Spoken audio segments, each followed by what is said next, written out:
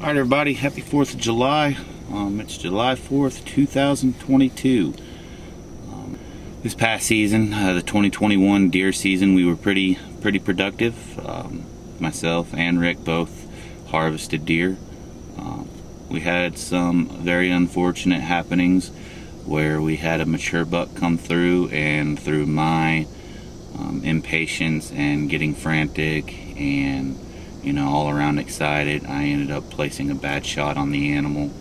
It was a very unfortunate thing. I don't think anyone ever gets used to it.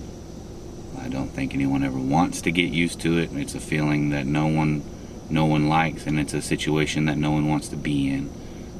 I feel like if you're living this life long enough, pursuing these animals long enough, and have the opportunity to harvest animals, eventually it's going to happen. We do everything we can, through the off season and even during the moment of going to harvest that animal. We do everything we can to ethically, harvest that animal. But unfortunately, there are things that happen and circumstances that we may or may not be able to control, and mistakes happen. So today we are out here scouting on some public land. Yesterday we went up to our hunting lease out here in western North Carolina, cleared out some property, planted a little miniature food plot just to give the deer up on top of our lease just some browsing ground. That way hopefully we don't have to chase them all over the mountain this year. Mostly an experimental thing just to see if they like it. If not, we'll probably scratch the idea. If they do like it, we might expand on it and grow the food plot out a little bit more. But as I said, today we're on some public land. We've already been to one spot this morning. Didn't see anything really that we were interested in. It was mostly just wanting to hike out a few trails and see where they led me to. Had never been out them before. Kind of wanted to just see what the lay of the land was and see what it would look like, if there was any potential in it come fall time. Unfortunately, couldn't really tell too much from it. It was really thick, really, lots of greenbrier growing up, and just some nasty stuff that I didn't really feel like fooling with in 84-degree heat, according to the thermostat here. And it's muggy. It's super humid here in western North Carolina right now. Which is okay, though we didn't get to see exactly what we wanted to see. That's kind of the name of the game with scouting. You get to put checks in those boxes and see if it's something you want to pursue later on in the year, or if it's something you just don't want to waste your time with and invest that valuable time somewhere else. So yeah, so we're at our second spot. We're going to get out here, put the backpack on, get the dog out. Brought the dog with us today so he could get some exercise, and go see what we can find out. I'll see you guys soon.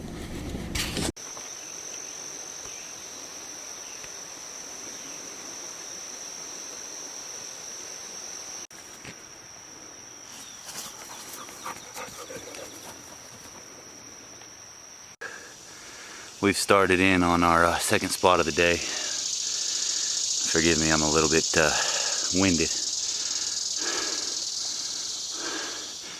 Can't really tell how steep that is, but it's basically a straight climb up this mountain here. This piece that we're on, it's actually, it's not a WMA per se, but it is a privately owned section of public land out here, close to the North Carolina-Tennessee border. Not horribly close, but about a 30-minute drive. And we're on our way back up that mountain up here. What they do up here is, if you can't tell, I'm on a little road bed here. They actually plant and maintain this property like most of your common WMAs would. They plant it with it varies each year. They have it on a cycle, and I'm not 100% sure what that cycle is, but they'll plant it in corn, just some regular seasonal grasses around that grow around the area. I have seen some milo fields that they've planted up here.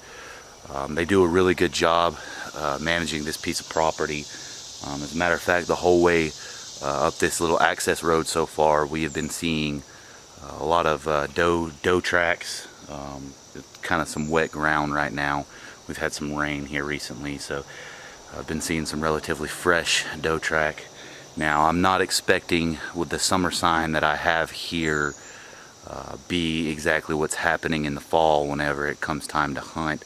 I'm mostly just seeing if I can find common access points to these fields that I'm headed towards. That way I can get a better grasp of where I need to start looking when it gets closer to September and closer to time for bow season around here. So we're going to keep heading up this hill.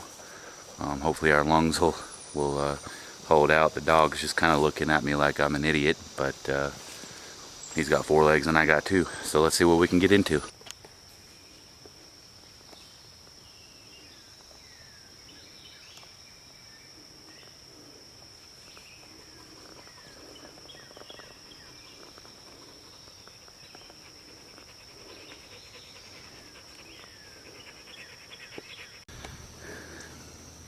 Alright guys, we made it up here to the top.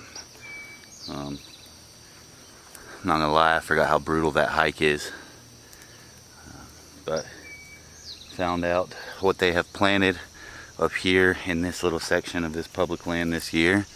And if you guys can see that behind me, they have planted corn. From years past, just knowing how this property lays out, I do know that whenever the other hunters who hunt up here discover what's up here, this will be a highly pressurized piece of public ground as far as hunting pressure is concerned, which is okay, because as you see up and behind me, there's a lot of bedding area that most people around here do not want to get into. It's some thick, nasty stuff. I'll give you more of a look at it. It's some thicker, nasty, no access, just absolutely horribly grown up underbrush. Now, you might think to yourself, well, what benefit does that do you? There is access points. The only unfortunate part is you got to be willing to go find them. So that's what we're going to do today. We're going to skirt down around this outside edge over here and try to find a way that we can get in that's both beneficial as far as the wind is concerned, and as far as we don't want to be going in there and making a ruckus, busting through brush, trying to get set up on these bedding areas and such. Ain't that right, Rim? Ain't that right?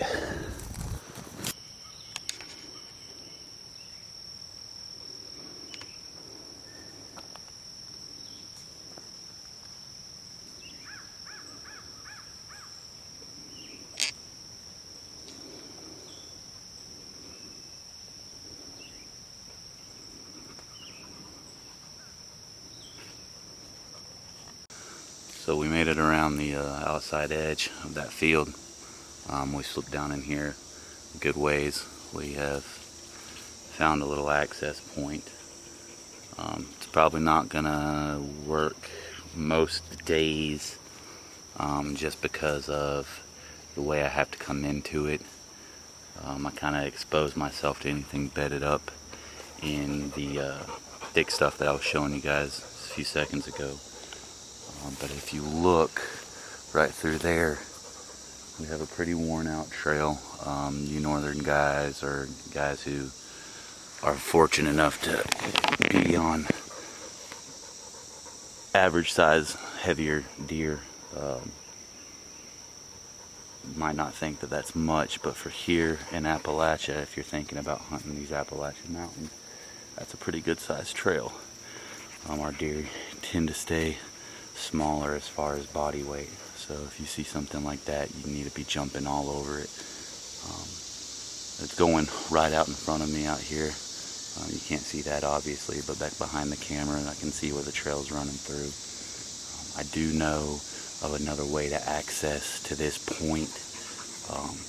Should I get down in here and find something that I'm interested in come fall, there's another way I can come in from the backside. I know that because I've been on the property long enough, but you can also discover things like that through e-scouting, like Onyx maps and so on and so forth. And if this was my first time ever touching this property, that's what I would be doing. Now granted, this is my first time looking at this side of the property, but I'm very familiar with the backside that I was just mentioning on being able to come in from there. So I'm getting pretty excited. We're starting to see some things that we like. These common access trails, they're usually going to be traveled on year round. Maybe not every day, maybe not, on a regular basis, but it's a good start for your summer scouting to either be setting up cameras or just to dig deeper into the woods and see what you can find.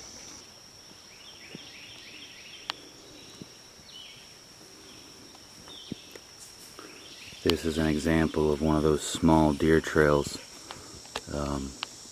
through Appalachia. As you can see, it's super thick back through here. We gotta keep our eyes peeled around here, because as I said, our deer are usually, as far as an average body size, they tend to stay on the smaller side around here. There's a spider web on you. So when you're walking through, you gotta be paying attention to these small little details that give away what the deer are doing. Unfortunately, I'm not saying that one way is any easier or harder than the other, but our deer don't leave as much definitive sign as far as their day-to-day. Now, whenever it comes time for rubs and scrapes, obviously you're going to be able to see those clear as day. But when you're doing your summer scouting out here and you're looking for, their common routes, you got to keep your eyes peeled for little tiny details like this. Now, this one's actually it's a pretty well-used path. We kind of walked it a little bit, but the briars got us hung up, and I don't really feel like getting the dog hurt. But we're getting onto something. We're getting close to that second point of access that I was talking about on this back side of the property. And so far, we're liking what we're seeing out here.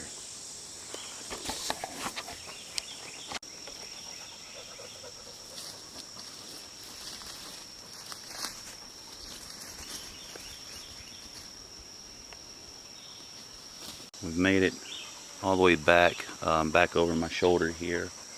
A few hundred yards is the access point that I knew of from seasons past. We're not going to keep going simply because that scout is for a different day. We're going to get back and go enjoy some family festives for the 4th of July. We didn't see exactly what we wanted to see today between both spots that we went to,